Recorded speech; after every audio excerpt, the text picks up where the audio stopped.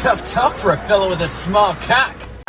Who's this loser trying to impress? With a car that flashy, you know he's making up for shortcomings in other departments.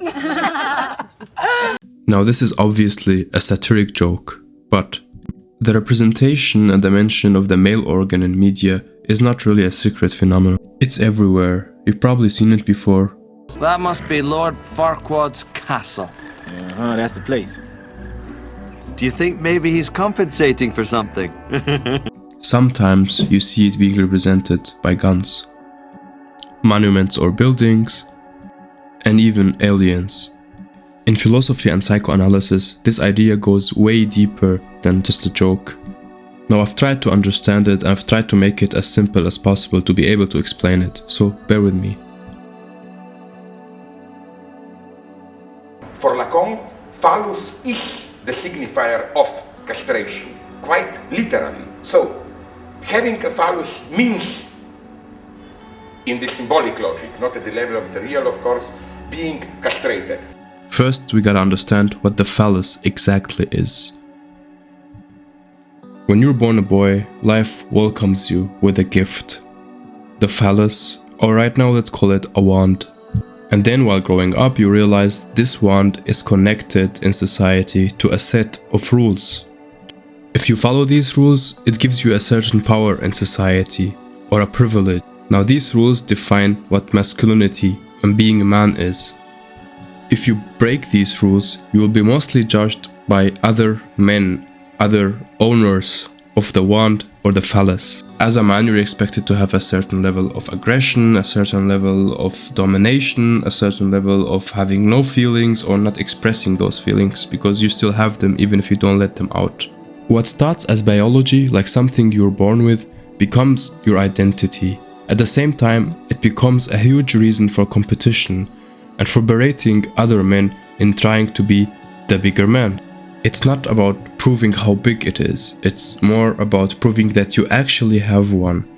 It's about proving that you have the phallus, proving that you're not a woman, that you are the man, to a level where male-to-male interaction becomes a comical attempt to show who is more manly.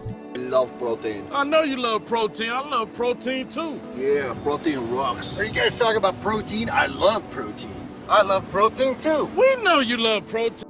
A funny example I can give you from the top of my head is when a dude compliments a friend or a buddy, you usually hear the phrase "no homo" afterwards. Now this is quite funny to me, because even the slightest act of complimenting a guy, like the slightest act of compassion or appreciation of someone's look even, has to be followed out by a phrase that tells you, hey, I am still following these set rules of masculinity, these set rules of being a man. No homo. Best. No better team. Hey man, I really like those jeans. No homo. Yeah, they're vintage. Did you text Mike? Of course I did. This is a boys' night. No homo. Now, this so far was fun and all, but where it gets dangerous, let's say you insert this mentality of being the top man in a capitalistic society, where being the top man means having the most material, the most money, the most status, or whatever. Less money than me.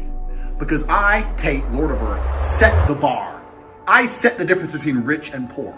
My amount of money is the amount of money you need to be rich. If you have less money than me, even by a single cent, you're a fucking brokey, a wagey, a peon, a peasant, a nobody. You are poor.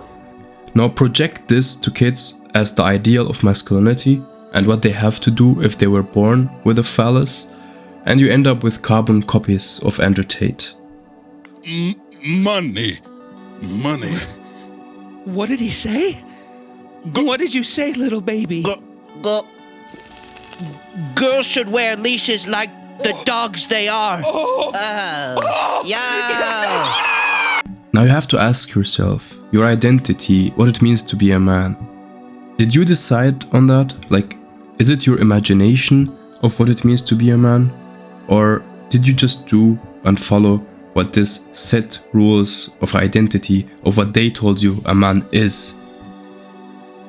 Here the dimension of castration, precisely in this radical gap between you as a simple individual and the element which is not you, but something attached to you, external, which confers power on you. It's not you who has power. It's the symbol, the signifier precisely, crown, scepter, whatever, which makes you powerful.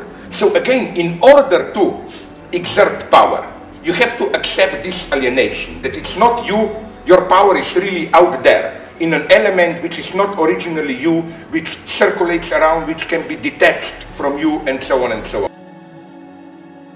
Now you understand what the phallus is, the male organ, and its relationship to the subject, the owner of the phallus, the man, and how it forces a certain identity on him and alienates him from his real personality in order to obtain and keep a certain amount of power or privilege in society.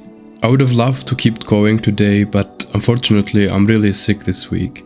So I tried my best to make it short and understandable, but in the next part we'll go into the feminine side and what feminism tries to achieve.